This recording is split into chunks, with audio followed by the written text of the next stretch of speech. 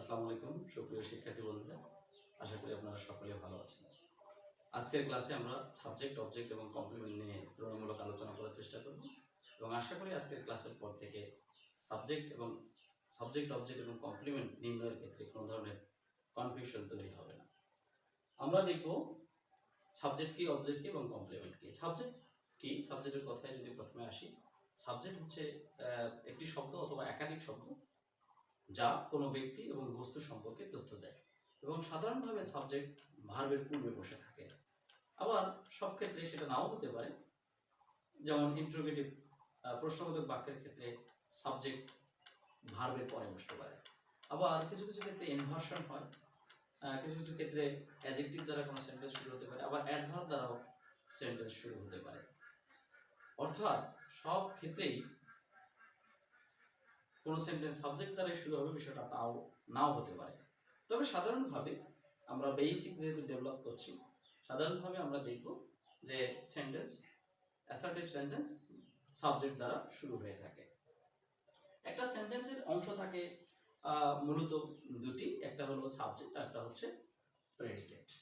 তাহলে প্রথমে যদি আমরা সেন্টেন্সের কথা বলি, সেন্টেন্সের দুইটা অংশ থাকবে, একটা হলো সাবজেক্ট আর একটা হচ্ছে প্রেডিকেট।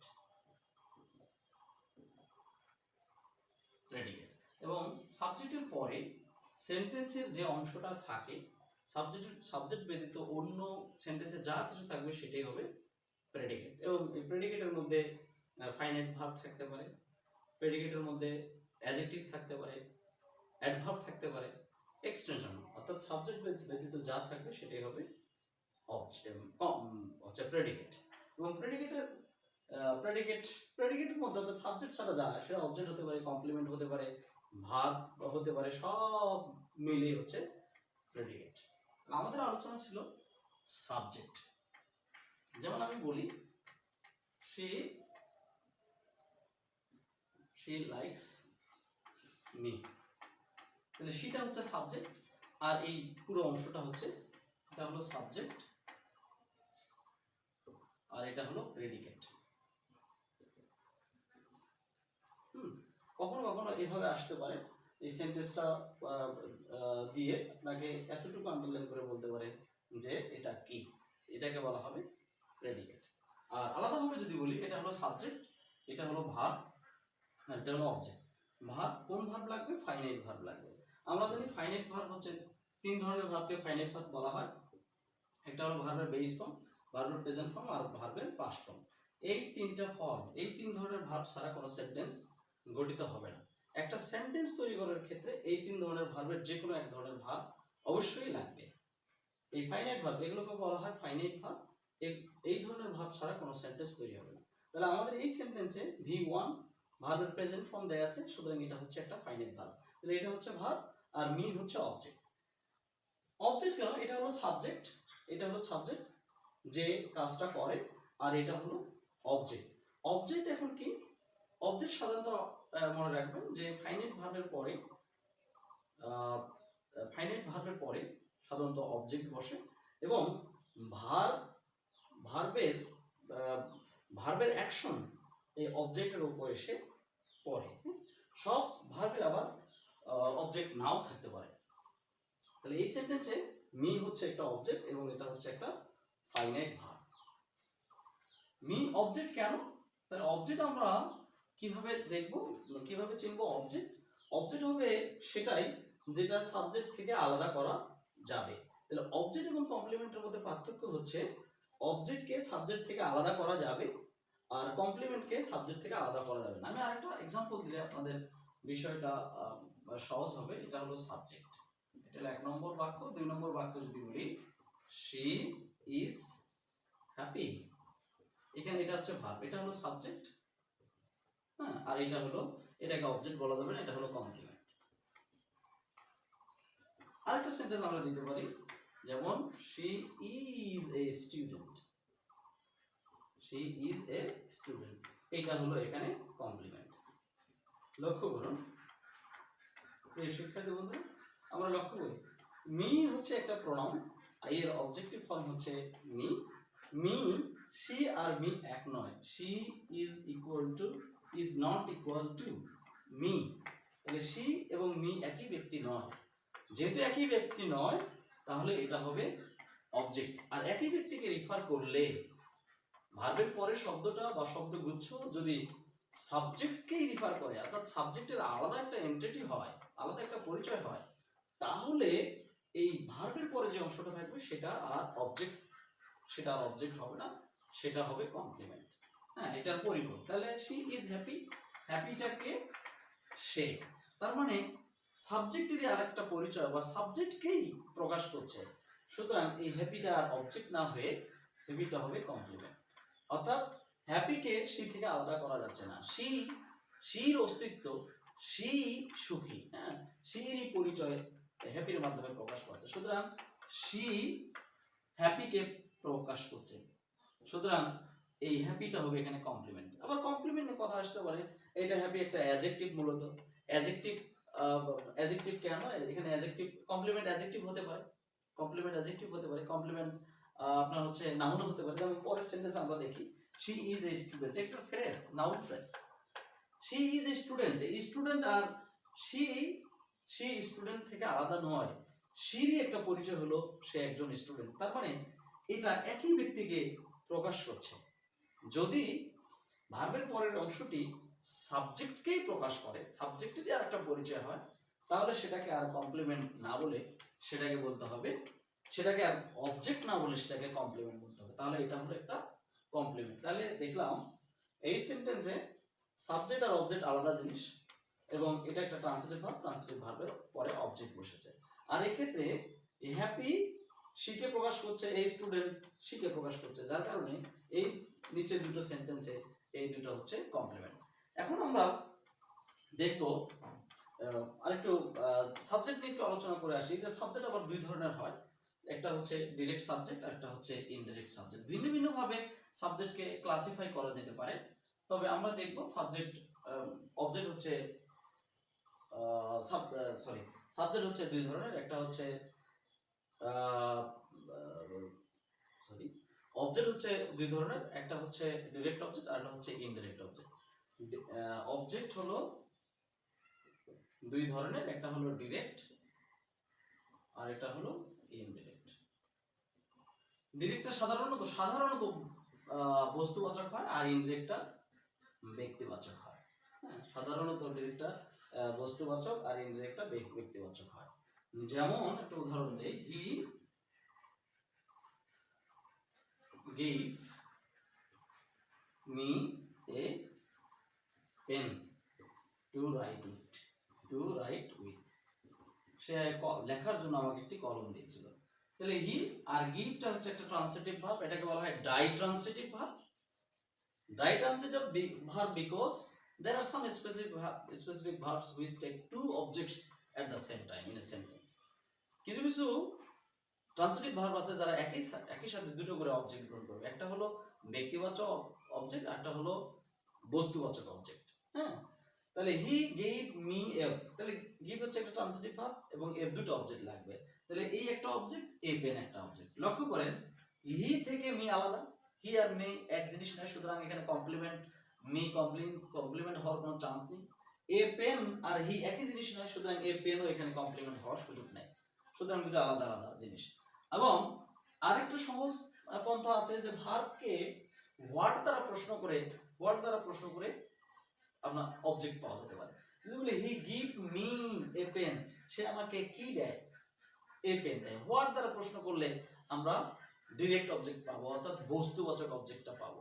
আবার কাকে দ্বারা প্রশ্ন করি যদি হুম দ্বারা প্রশ্ন করি তাহলে আমরা ব্যক্তিবাচক অবজেক্ট পাবো। যেমন হি গেভ মি, সে আমাকে দেয় একটি কলম। যদি বলি সে কাকে দেয়, তাহলে হুম এর উত্তর হিসেবে আমি মি পাবো। তার মানে একটা সেন্টেন্সে দুটো অবজেক্ট, কিছু ডাইট্রান্সিটিভ ভার্ব আছে যার দুটো করে অবজেক্ট লাগবে, যেমন গিভ, সিলেক্ট, ইলেক্ট, নমিনেট, এই ধরনের কিছু কিছু ভার্ব আছে যারা দুটো করে অবজেক্ট সেন্টেন্সে গ্রহণ করবে। তাহলে এখানে দুটো অবজেক্ট, তাহলে এটা একটা অবজেক্ট আর এটা অবজেক্ট, এটাকে বলা হয় ডিরেক্ট অবজেক্ট আর এটা হলো ইনডিরেক্ট। তবে এখানে একটু বলে রাখি, এই ডিরেক্ট অবজেক্টটাকে প্রথমে আনা যেতে পারে। সেক্ষেত্রে সেন্টেন্সটা লিখতে হবে এভাবে, he gave a pen to me to write with, to write with।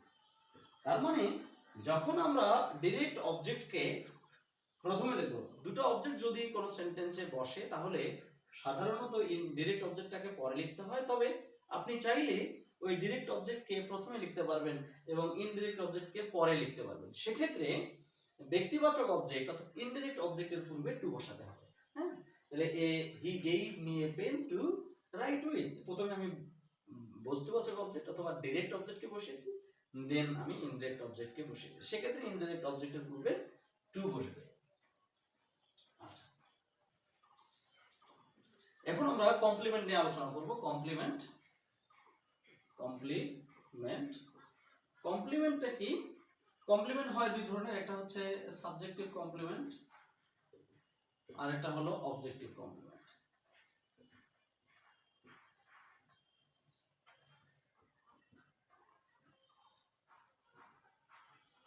একটা হলো সাবজেক্টিভ কমপ্লিমেন্ট, একটা হচ্ছে অবজেক্টিভ কমপ্লিমেন্ট। সাবজেক্টিভ কমপ্লিমেন্ট আবার দুই ধরনের হতে পারে, একটা নাউন কমপ্লিমেন্ট আর একটা হচ্ছে অ্যাডজেক্টিভ কমপ্লিমেন্ট। অ্যাডজেক্টিভ কমপ্লিমেন্ট অনুরূপভাবে অবজেক্টিভ কমপ্লিমেন্টও দুই ধরনের হতে পারে, একটা একটা হচ্ছে নাউন কমপ্লিমেন্ট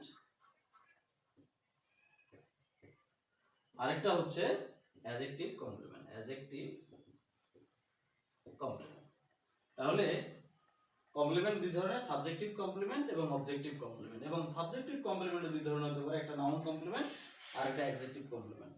অন্যদিকে অবজেক্টিভ কমপ্লিমেন্ট দুই ধরনের, একটা নাউন কমপ্লিমেন্ট আর একটা হচ্ছে অ্যাডজেক্টিভ কমপ্লিমেন্ট। এখন সাবজেক্টিভ কমপ্লিমেন্টের উদাহরণ দিই, যেমন 1 নম্বর, শি ইজ হ্যাপি, সে হয় সুখী। এখন সুখী, হ্যাপিটা কে? শি, সাবজেক্টকে বোঝাচ্ছে, সুতরাং এটা সাবজেক্ট সম্পর্কে, হ্যাঁ, happy is referring to the subject, subject সম্পর্কে তথ্য দিচ্ছে, সুতরাং সাবজেক্টের একটা বৈশিষ্ট্য প্রকাশ করছে বা সাবজেক্টকে প্রকাশ করছে, সুতরাং এটা হবে একটা সাবজেক্টিভ কমপ্লিমেন্ট। Subjective complement. কিন্তু as a parts of speech এই হ্যাপি শব্দটা হচ্ছে একটা অ্যাডজেক্টিভ, যার কারণে আমরা একে বলবো সাবজেক্টিভ কমপ্লিমেন্টের অ্যাডজেক্টিভ, রাইট? আবার অন্যদিকে আমরা এভাবে বলতে পারি 2 নম্বর, যেমন she is a student, she is a student, সে হয় একজন শিক্ষার্থী। তাহলে স্টুডেন্টটা কে? এই শি সম্পর্কে তথ্য দিচ্ছে, সাবজেক্ট সম্পর্কে তথ্য দিচ্ছে, অর্থাৎ সাবজেক্টেরই আরেকটা পরিচয়, সুতরাং এটা অবজেক্ট নয়, এটা বরং একটা কমপ্লিমেন্ট। এখন কোন কমপ্লিমেন্ট? Subjective complement. এটা হলো একটা সাবজেক্টিভ কমপ্লিমেন্ট। এবং সাবজেক্টিভ এ স্টুডেন্ট শব্দটা একটা নাউন, সুতরাং এ স্টুডেন্ট হচ্ছে একটা নাউন ফ্রেজ, এবং যেটা সাবজেক্ট সম্পর্কে তথ্য দিচ্ছে, তাহলে আমরা বলতে পারি এই স্টুডেন্টটা হচ্ছে সাবজেক্টিভ কমপ্লিমেন্টের পার্টস অফ স্পিচ হিসেবে সেটা নাউন, সাবজেক্টিভ কমপ্লিমেন্টের নাউন কমপ্লিমেন্ট। আশা করি সাবজেক্টিভ কমপ্লিমেন্টটা বোঝাতে পেরেছি। এখন আমরা আসবো অবজেক্টিভ কমপ্লিমেন্টে। লক্ষ্য করুন প্রিয় শিক্ষার্থী, অবজেক্টিভ কমপ্লিমেন্টে বলি, অবজেক্টিভ কমপ্লিমেন্টের দুই ধরনের, নাউন কমপ্লিমেন্ট এবং অ্যাডজেক্টিভ কমপ্লিমেন্ট। আমি একটা উদাহরণ দিচ্ছি, যেমন শি, অথবা বলতে পারি they have made me happy. They have made me happy. They have made, এটা একটা গ্রুপ ভার্ব, এটা একটা ফ্রেজ, ভার্বাল ফ্রেজ ধরেন, আমরা ফাইনাইট নন ফাইনাইট নিয়ে পরে আলোচনা করব। আপাতত এটা একটা ভার্ব ধরেন যে একটা ভার্বাল ফ্রেজ। এবং মি শব্দটা এবং সাবজেক্ট, দে হচ্ছে একটা সাবজেক্ট, মি হচ্ছে অবজেক্ট। কেন মি অবজেক্ট? কারণ দে আর মি একই ব্যক্তিকে বোঝাচ্ছে না, আলাদা আলাদা ব্যক্তিকে বোঝাচ্ছে, সুতরাং এটা হবে একটা অবজেক্ট। ফাইনাইট ভার্বের পরে অবজেক্ট বসে। আর এটা যদি অবজেক্ট হয়, এই অবজেক্টের পরে যে শব্দটা আছে সেটা হচ্ছে হ্যাপি, হ্যাপি মানে সুখী, এটা হলো একটা অ্যাডজেক্টিভ। এখানে হ্যাপিটা কে? হ্যাপিটা কি দে নাকি মি? হ্যাপিটা কাকে রিফার করছে? মিকে রিফার করছে। তাহলে হ্যাপি রিফার্স টু মি, মিকে রিফার করছে, অর্থাৎ মি সম্পর্কে তথ্য দিচ্ছে, মি সম্পর্কে ইনফরমেশন দিচ্ছে। ওরা অর্থাৎ মিকেই প্রকাশ করছে। সুতরাং they have made me happy, হ্যাপিটাকে মি, সুতরাং এটা হবে একটা অবজেক্টিভ কমপ্লিমেন্ট, অবজেক্ট কমপ্লিমেন্ট। এবং as a parts of speech এই হ্যাপি শব্দটা একটা অ্যাডজেক্টিভ, তাহলে আমরা বলতে পারি এটা এই হ্যাপি শব্দটা অবজেক্টিভ কমপ্লিমেন্টের অ্যাডজেক্টিভ কমপ্লিমেন্ট, রাইট। দুই নম্বর সেন্টেন্সে আমি নাউন কমপ্লিমেন্টটা দেখি, অবজেক্টিভ কমপ্লিমেন্টের অন্তর্গত যে নাউন কমপ্লিমেন্ট সেটার একটা উদাহরণ দিই। যেমন দে হ্যাভ ইলেক্টেড অথবা selected, selected me a BCS কার্ডার।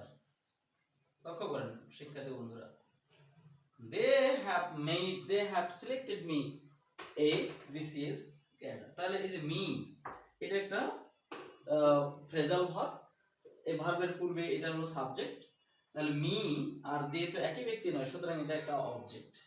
আচ্ছা, এবার আসি এ ভিসিএস কার্ডার। এ ভিসিএস কার্ডারটা কে, দে নাকি মি? কাকে প্রকাশ করছে? তারা তারা নির্বাচিত করেছে মি আমাকে, এ বিশেষ কার্ড একজন বিশেষ কার্ডার নির্বাচন করেছে আমাকে। তাহলে এই যে এ বিশেষ কার্ডার শব্দটা কাকে প্রকাশ করছে?